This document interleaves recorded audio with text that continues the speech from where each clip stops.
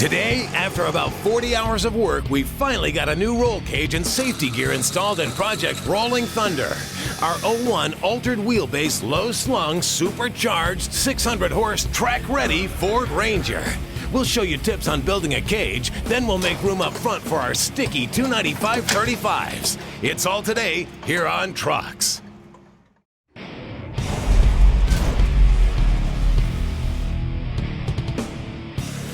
Hey guys, welcome to Trucks.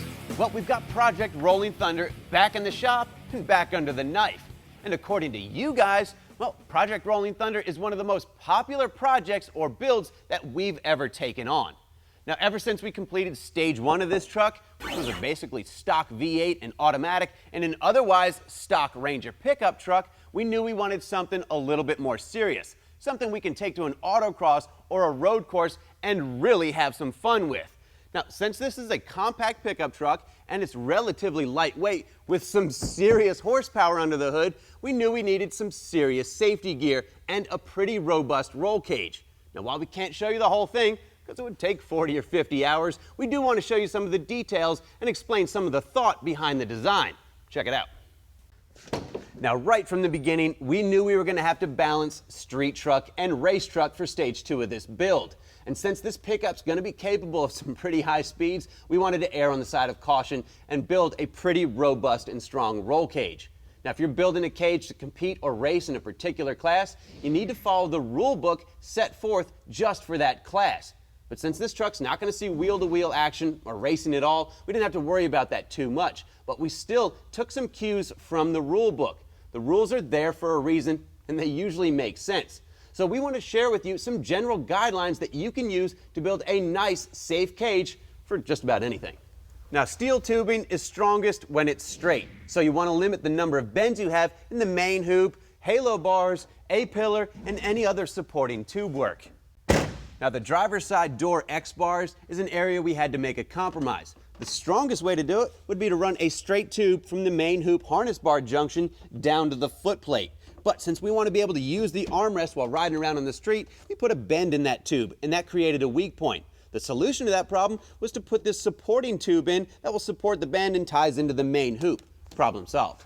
Now, since triangles are one of the strongest shapes known to man, it makes sense that triangulation is the key to a good, strong cage. And you'll see lots of triangles in this cage design. Another thing you'll see lots of is intersecting joints and continuous load paths.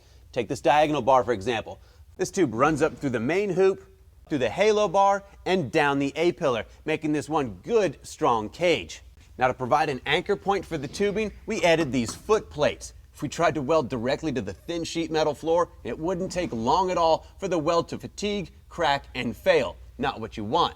Now, the tubing itself is what's spec'd out in most rule books for a vehicle of this weight. It's got an outside diameter of 1.75 inches with a wall thickness of 0.120 inches, just shy of 1/8 of an inch. Now, the foot plates themselves, they are 1/8-inch plate, and they're contoured to fit the floor of the cab. Now, since this is a body-on-frame vehicle and the cab is bolted to the frame with 6 bolts, we want to take advantage of the added rigidity of the cab and increase the overall stiffness of the vehicle by anchoring the steel tubing to the frame itself. To do that, we just had the steel tubing pass through the floor plates with slugs on the outside that we can attach to the frame later. Now, one more thing we want to do to take advantage of the added rigidity from the cage and the cab is to tie it into the rear frame rails with some steel tubing.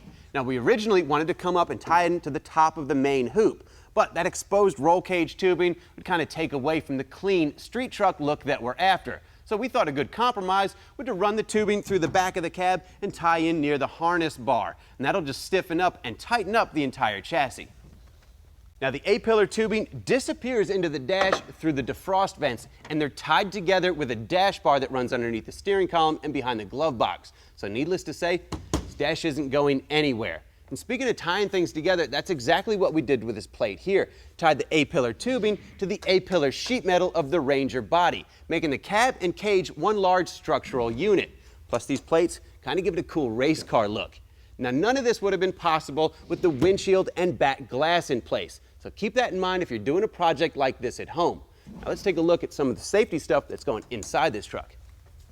Now, we knew we needed quite a few safety items, but we didn't want to go to a handful of different vendors to pick everything up. We kept it simple and got everything from Summit Racing, like this high-density roll bar padding, this fire extinguisher with this cool aluminum clamp, with a quick-release billet mount that bolts right to the floor of the truck, a wide-angle mirror complete with roll bar clamps, and an electrical cutoff switch. Now, regular cab pickup trucks are already short on room. Add in the fact that we've got a roll cage in ours, we've got even less room to work with. So our seating options were kind of limited. What we ended up going with was this aluminum seat that we picked up from Summit Racing. And it doesn't look that comfortable as it sits, and it's not, until you add the padded seat cover. Then it's actually quite comfortable. In fact, this is the same setup I run in my road race car, and I have no complaints with it. More important than the comfort is the bolsters that hold you in place, so you can concentrate more on driving and less on holding on for dear life. Hey guys, welcome back to Trucks. Well, we've shown you the bedsides on Rolling Thunder before with the modified sheet metal, the 1/4-inch steel rod, and the induction scoops in the bedsides. But I wanted to thank Tim Strange for kicking around a little bit and helping us get these things into primer and doing some body work. It's really nice to have a skilled set of hands like his when we need help and he gets bored. But in case you haven't seen what we did underneath this layer of primer, here's the metal work involved.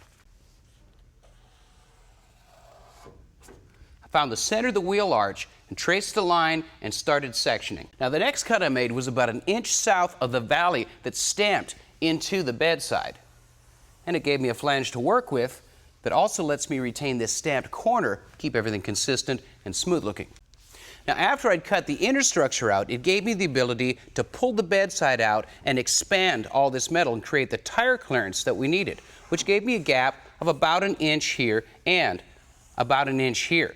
Now, filling in those gaps was a simple process of using 20-gauge sheet metal strips and just tacking them in place. And that gave us the clearance we need for full suspension cycle on these stupid wide tires. But it left the bedsides flimsy. That's where the 1/4-inch steel rod comes in. Just tacked it in place and finished the welds, gave the bedside back its strength. Now, it's one thing to walk you through it, talking about it, but we always want to show you guys what we do and how to do it. We've still got a huge problem on the front, and that's exactly what we're going to do today. Tell you how to get there from a bunch of cut up metal. Now up front with the wheel and tire locked about 2 inches above ride height, you can see with our altered wheelbase trick, we've got room for a lock-to-lock turn. However, at ride height or in suspension cycle, it's a different story. Okay, as the suspension cycles up, you get the picture. It gets ugly because obviously the sidewall is sticking way out. Even though this fender is trimmed and it's just a single wall and it's been flared out, there's not enough room for suspension cycle or even a lock-to-lock turn. So it's a pretty big problem, but it's one that can be solved. We're going to take the most basic and fundamental approach to expanding sheet metal, which is the pie cut. Cover up the expensive wheel. We're using a thin metal cutting blade we got from Industrial Depot to do the relief cuts. Now, what this allows me to do is to hand form the fender and contour it around my wheel without sacrificing the shape of the panel around the wheel lip. I've got an awful lot of time invested in the shape of the rest of the fender, and I don't want to sacrifice my previous work. All right, so we're going to trim a little more here. Make a relief cut there so we don't have a step. This is still in good shape. Now, it might look like I'm just shredding the fender, but there's a method to the madness, and we'll replace the strength later. All right, that gives me the tire clearance that I need for a lock-to-lock turn in suspension compression. However, this looks terrible. It's flimsy. That is not going to fly. It's not going to cut it. But this gives us the room we need. Now we build back the rigidity. The way we're going to do that is with 1/4-inch steel rod. This is available at any home hardware store, home center, or auto parts store sometimes, or you can buy your steel supplies online. The point is, it's cheap. This is about a $4 stick. Well, no, it's shorter. So it's about a $3 stick of steel. Let's try this. Okay, what you want to do is create a radius that goes around your wheel so you can tack it in place and give it support. Problem with that, my radius isn't round. It's got a peak there, and I'm going to end up making a mess. So here's an easy way to use what's right next to you to create your parts. We know the outside diameter of the wheel is exactly the radius that we want to put into the fender. So slowly use the tire and work it around like a die.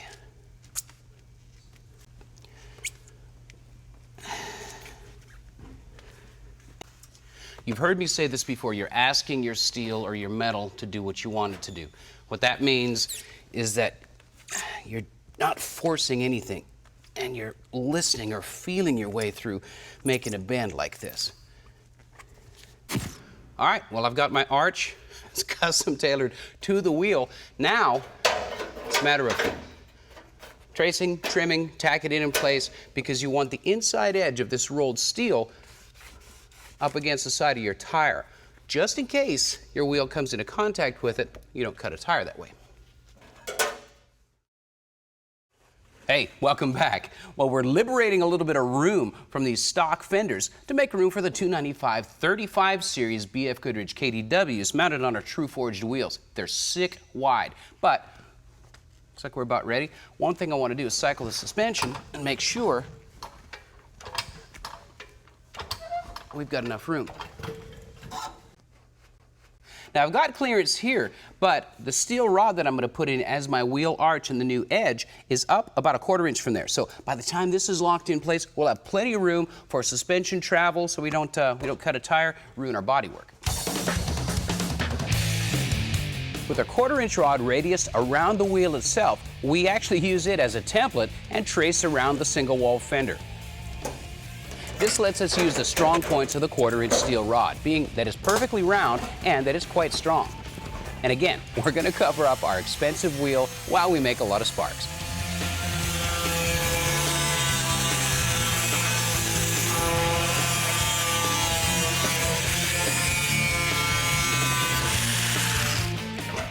The next step is the very simple procedure of clamping the rod to the inside of the fender. Well, simple for some people. Hate when that happens.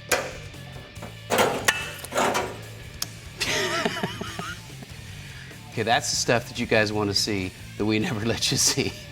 That's going in a show somewhere. So a slight strategy change, and I'm clamping it as I tack it.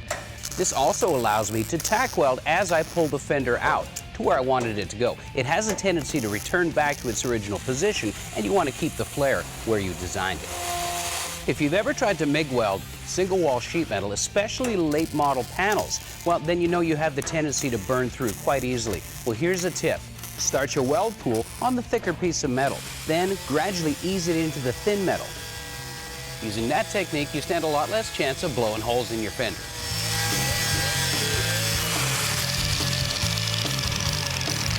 And before we go too far, I wanted to cycle the wheel one more time just to check it for clearance. Now that's about as compressed as that wheel is ever going to get, and keep this in mind as well. Well, you can't see it, but I can. It's cambered out. We haven't done alignment on this thing yet, so it'll be tipped in even more. That's tons of clearance. So the only thing that's left is about 1 million tack welds. Ryan?